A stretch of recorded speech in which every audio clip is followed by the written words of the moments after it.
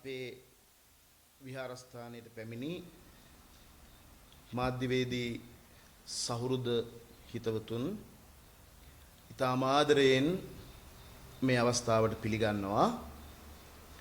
අද මේ මාධ්‍ය හමුව කැඳවීමට තීරණය කෙරුවේ අත්‍යවශ්‍යයෙන්ම දැනුම්වත් කළ යුතු කාරණා තුනක් පැහැදිලි කිරීම සඳහා. විශේෂයෙන් ඊයේ හෝ පෙරේදා මාධ්‍ය මගින් වාර්තා කරලා තිබුණා මේ පළවෙනි කාරණාව මාධ්‍ය මගින් වාර්තා කරලා තිබුණා ආගමික කෘති ගෙන්වීමට තිබූ තහනම ඉවතට ආගමික කෘති මෙරටට ගෙන්වීම සඳහා පනවා තිබූ තහනම ඉවත් කර තිබෙනවා. ඒ බුද්ධ ශාසන ආගමික සහ සංස්කෘතික කටයුතු අමාත්‍යාංශීය උපදේශක කාර්ක සභාවේදී ගත් තීරණයකට අනුවයි පාස්කු ප්‍රහාරයෙන් අනතුරුව ආගමික කෘති මෙරටට ගෙන්වීම තහනම් කෙරුණා. නියෝජ්‍ය අමාත්‍ය ගමගදර දිසානායක මහතා සඳහන් කළේ එම තහනම ඉවත් කිරීමට ආරක්ෂක අමාත්‍යාංශයේද අනුමැතිය හිමි වූ බවයි. බොහෝම හොඳයි. ඉස්සෙල්ලාම මට කියන්න සිද්ධ වෙනවා කරුණාකරලා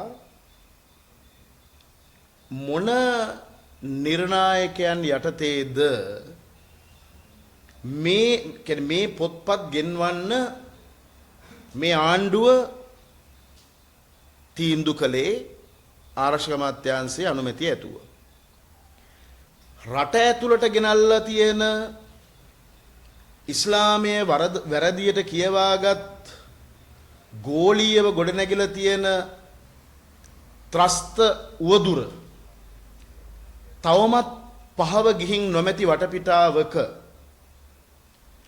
මා මීට අවස්ථා දෙකකදී මහනුවරදිත් මේ ස්ථානයේම මාධ්‍ය හමුවක් පවත්වමිනුත් දැඩි ලෙස අවධාරණය කළා මුදලට මිනිස්සු මරණ ජනඝාතක කල්ලි විශාල සංඛ්‍යාවක් ලංකාව තුල ක්‍රියාත්මක වෙන බව. ඒ වගේම පාස්කු ප්‍රහාරයෙන් පස්සේ සහ පෙර ආතුවත් අවස්ථා ගණනාවකදී අපි අවධාරණාත්මකව කියා සිටියා ලංකාවේ පළවෙනි වසරේ සිට 13 වසර දක්වා මේ තියෙන්නේ ඒ පොත්පත් දමිළ සහ සිංහල භාෂාවෙන් ලියා තිබෙන මේවා සංවිධාන වලින් නෙමෙයි මේවා මේ මොකද මේ පොත් අච්චු ගහන්න වැඩි හරියක් සල්ලි දුන්න USAID එකෙන්නේ හරිද අධ්‍යාපන අමාත්‍යාංශේ මේ අධ්‍යාපන ප්‍රකාශන දෙපාර්තමේන්තුව ඉසුරුපායි. එතකොට මේ මගේ අතේ තියෙන්නේ පළවෙනි වසරේ සිට 13 වසර දක්වා සිංහල පොත් 2 4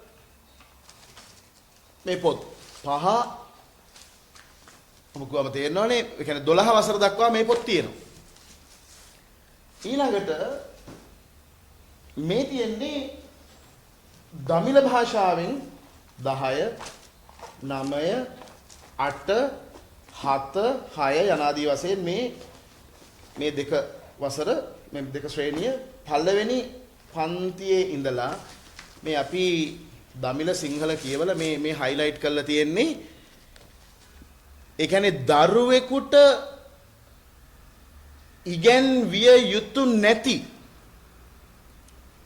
මනස විකෘති කරන කුරාණය වරදවා කියවාගත් ලෝකයේම ත්‍රස්තබිය නැත්නම් ලෝකයේම මේ ආගමික ත්‍රස්තවාදය ගොඩනැංවීම උදෙසා මතවාද සපයපු වර්තමාන ඉස්ලාමීය නායකයන්ගේ ඒ අදහස් තමයි මේ පෙළපොත්වලට ඇතුල් කරලා තියෙන්නේ. මේව ගැන අපි අතිතරම් කිව්වා. මේවයි පිටිපස්ස ඉන්න කණ්ඩායම් ගැන කිව්වා. අපරාධ මේ මුස්ලිම් දරුවෝ මේ ඉගැන්වීම් මත ගිහිල්ලා Tamanගේ ජීවිතත් මේ රටත් විනාශ කරන තැනකට ගෙනියනවා කියලා අපි කිව්වා. මේ ප්‍රශ්නේ තාම විසඳන්නේ නැතුව අවසර දෙනවා පොත්පත් ගෙන්නන්න. ඉඟුරු දීලා මිරිස් ගත්තා වගේ වැඩක් මේ වෙන්නේ. හරි මොකක්ද එක පෙන්නලා මොකක්ද එක කරනවා වගේ මේකට අපි විරුද්ධයි. විරුද්ධ විය යුතුයි. ඊළඟට මේ මගේ අතේ තියෙන්නේ එහෙම ලංකාවට ගෙන්නපු පොත්පත්. ඉස්සර ඔබතුමාලට පෙන්නන පොඩි සමීප මේක ගන්න මේ තියෙන්නේ මුස්ලිම් වරු සහ මාර්ගෝපදේශය මේ තියෙන්නේ සිංහලී කියලා බට එක පෙන්වන්න පුළුවන් මේ උඩම මේ වම් අත පැත්තේ. සිංහලී කියලා ගහලා එන්නේ හොඳේ. මේ කටාර්, තුර්කි, සෞදි, මැද පෙරදිග, අල් කයිඩා, ISIS, බොකෝ හරාම්, අල් ෂබාබ් ඔය වගේ ලෝකේ භීතියට පත් කරලා තියෙන මතවාදයන් කුරානයේ වැරදියට කියවා අරගෙන සබහල්ලාවට ලෝක බලවතුන් විසින් ඒගොල්ලන්ගේ අසාමාන්‍ය මුදල් කන්දරාවන් විසින් නඩත්තු කරන්නේ මතවාදී ජිහාද් කල්ලි නැත්නම් ග්ලෝබල් ජිහාදයේ විසින් ලියලා තියෙන පොත්පත් මේවයින් තමයි මේ රටේ මේ අහිංසක මුස්ලිම් මිනිස්සු මේ මතවාද වලට ගොදුරු වෙලා අර සහරාන්ල වගේ මිනිස්සු මරාගෙන මැරුණේ මේ ඒ කාලේ යනකො පොත්පත් මේ එකක් කියන්නම් මම මේ බලන්න කාෆීර් වරු කෙරෙහි සාර ධර්ම කියලා එකක් තියෙනවා මේකේ මොකද්ද මේ කියන්නේ ඉස්ලාම් හැර අන් සියලු ආගම් අසත්‍ය බවද ඒවා අනුගමනය කරනන් කාෆීර් ඒවත් ප්‍රතික්ෂේප කරනන් ලෙසද ඒ ඇති අනිත් ඒවත් කියවන්න පුළුවන් මට ඕන නම් නමුත් දැන් මේ කියවන්න ගත්ත ගමන් කියනෝනේ කාගාරි කොන්ත්‍රාත්යක් කරනවත් දන්නෙත් නැහැ අනේ මේ අපාරන් දෙලියට ආවේ කවුරුහරි නිදහස් කරාද කාගාරි එහෙමනේ කියන්නේ මේ අප ගන්න ගත්ත මහන්සිය අපි දන්නේ හරි මම මේ කියන්නේ මේ මොකක් කතා කරන්න බෑ මොකද කරුණ නොදත් උදවිය නානාවිද මතපල කරනවා මේ දෙවෙනි පොත සිංහලී මේ වගේ ඇතුල් වල තියෙන ඒවා කියවුවොත් ඇඟ හිරි වැටෙනවා හොඳේ මේ සිංහලී කියලා ගහලා දැන් මේ පොත්ත මේ ගෙන්නන්නේ කියන්නේ මේ ගමගෙදර සානායක හරි මේ ආරක්ෂක මහත්තයා සුදුවිය හරි මේක රටේ ජනාධිපති දන්නවද අනුරු කුමාර සානායක මහත්තයා තමන්ගේ වටේ පුපුරන කල්ලි නායකයෝ ටික තියාගෙන මේ රට මොකද්ද මේ කරන්න හදන්නේ තමුසලා මේ සිංහලී මම නෑ ඒක උඩ බයත් නෑ ණයත් නෑ ඇත්ත කතා කරන්න මොකද ඇත්ත කතා කරන්න බය වෙන්නේ මේ සිංහලී මේ ඒගොල්ලෝ මහ ලොකු උජාරුවට කට උල් කර සියල්ල දත් සර්වඥයෝයි කතා කරන්නේ මේ කරන හැම වැඩකින්ම මේ ඉස්ලාම් මන්තවාදයේ පෝෂණය වෙනවා දෙවෙනි කාරණාව තමයි විශේෂයෙන් ගිය 8 වෙනිදා මේ කවුද ඉන්නේ කියලා බලන්න මේ බලන්න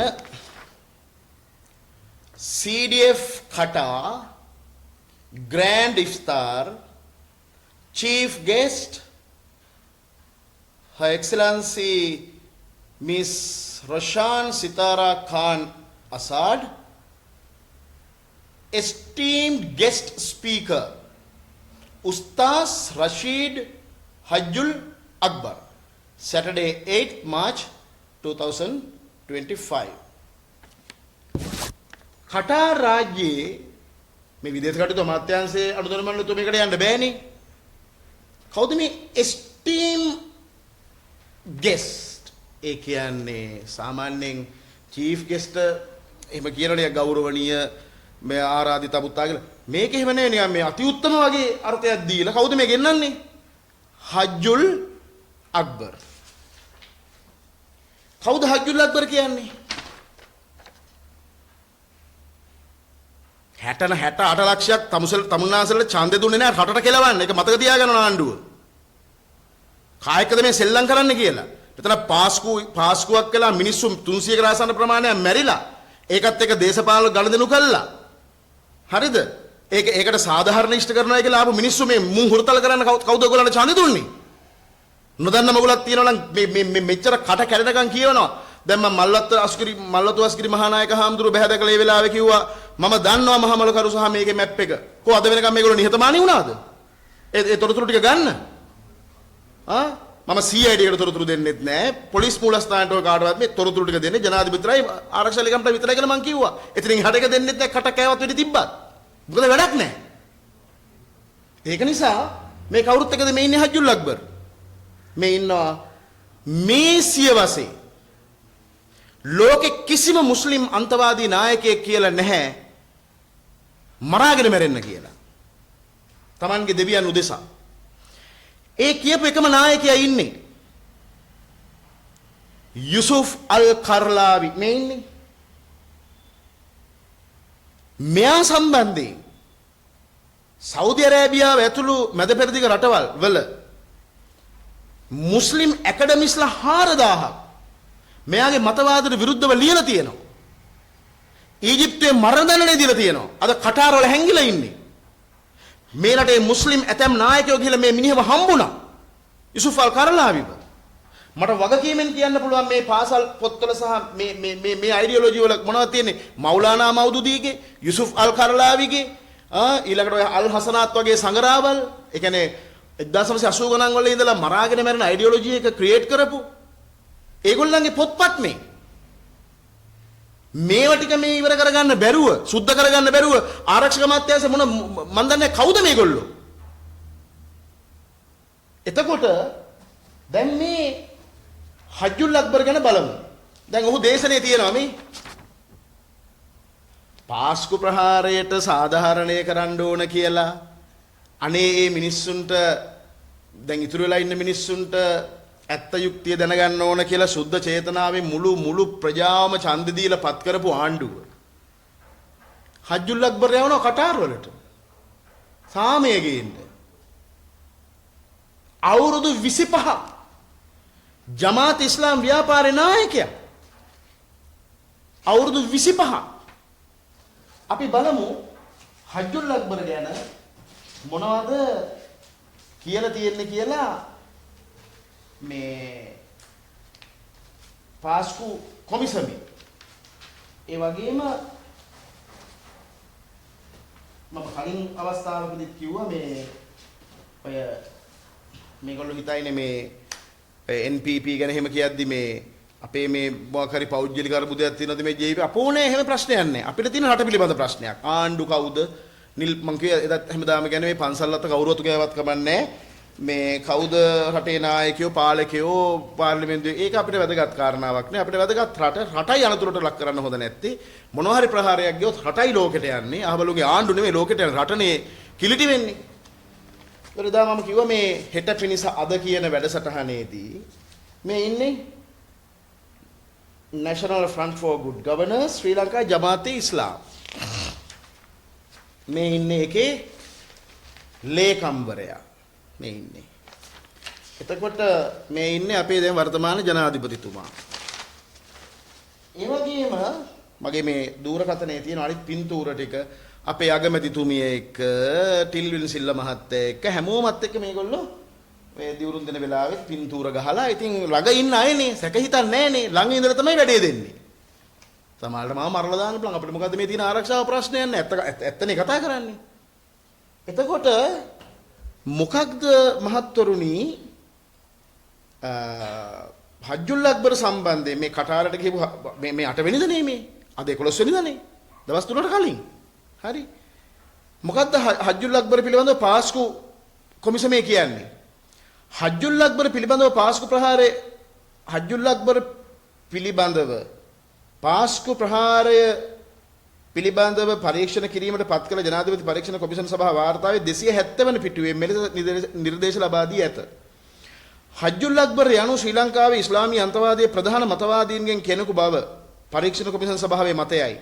ඔහු ආගමික වෛරය සහ නොයිවසීම ප්‍රවර්ධනය කර ඇති අතර ශ්‍රී ලංකාවේ ශරියා නීතිය ක්‍රියාත්මක කිරීම සහ ශ්‍රී ලංකාවේ ඉස්ලාමීය රාජ්‍යයක් පිහිටුවීම සඳහා කටයුතු කිරීමට මුස්ලිම්වරුන් පොළඹවා ඇත. ශ්‍රී ලංකාවේ ඉස්ලාමීය රාජ්‍යයක් පිහිටුවීමට කුමන්ත්‍රණය කිරීම සම්බන්ධයෙන් ඔහුට එරෙහිව අපරාධ නඩු පැවරීම නීතිපතිවරයා විසින් සලකා බැලිය යුතු බවට පරීක්ෂණ කොමිෂන් සභාව නිර්දේශ කරයි. මේ හජ්ජුල් අක්බර් සම්බන්ධයෙන් අපි නෙවෙයි කියන්නේ පාස්කු කොමිසම. ඒ වගේම වැදගත් කතාවක් තියෙනවා කියන්න අපේ නිගමනයන් සහ මේ පතපොත පරිශීලනය කිරීමත් ජමාතේ ඉස්ලාම් ව්‍යාපාරය පිළිබඳ අවුරුදු 50ක ඒගොල්ලන්ගේ ලිපි ලේඛන පරීක්ෂා කිරීමේදී අවුරුදු 25ක් ජමාතේ ඉස්ලාම් නායකවරයා වූ හජ්ජුල් අක්බර් 2018 වෙන මුහුණුවරක් ගන්නවා. ඒකට තමයි අල්ටකියාව කියන්නේ. රැවටීම, මුලා කිරීම, අන්‍ය කණ්ඩායම් වංචාවට ලක් කිරීම. එතකොට ඒක සමහරට බුද්ධ්‍යාසනම නමන්න එක කරා වෙන්නත් පුළුවන්. එතකොට මුලින්ම ඇත්ත වශයෙන් මේ සහරාන්ට ඉස්සර වෙලා ඉස්ලාමීය අන්තවාදී ප්‍රහාර ආරම්භ කළේ ජමාතේ ඉස්ලාම් අනුගාමිකයෝ. ඒගොල්ලෝ තමයි මේ NPP එකත් එක්ක ඉන්නේ. දැන් මට කියන්න ඕනුනේ 2015 යහපාලන ආණ්ඩුව ගෙන එන්නට ප්‍රධාන සාධකයක් කරගත්තා. ප්‍රධාන සාධක අතරින් එකක් කරගත්තා මේ මහින්ද රාජපක්ෂගේ ආණ්ඩුවෙන් මේ ඡන්ද කඩන්න මුස්ලිම් ප්‍රශ්නයක් ඇති කරනවා කියලා අපිට චෝදනා කළා. ඒ වගේම අපි මේ චෝදනාව නිකන් ඉස්ලාමය වරදවා කියවා ගැනීමෙන් ගෝලීය ජිහාදය හා සම්බන්ධ වෙච්ච ඒ මරාගෙන මැරෙන කල්ලි මෙහි සන්නද්ධ වන ආකාරය දැකලා ඒවා නවත්තන්න කියලා බලගැන්වීම් කරනකොට ඒවාට විරුද්ධව මුස්ලිම් බලවේග මේකේ හැසිරුණා. ඒගොල්ලෝ ගිහිල්ලා යහපාලන ආණ්ඩුවේ රැකවරණය ලැබුවා. කෙලවර වුණේ කොහෙන්ද?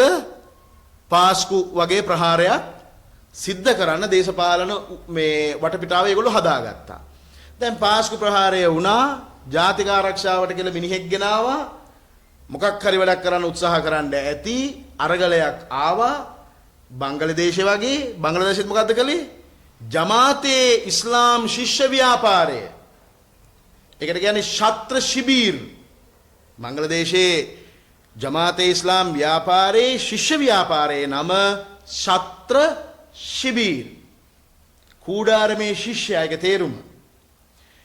ඒ ශිෂ්‍ය ව්‍යාපාරය බංගලදේශේ නිදහස ගෙනාපු හසීනගේ තාත්තනේ ෂේක් හසීනා මැතිණියගේ තාත්තනේ නිදහස අරගලේ හිටියේ.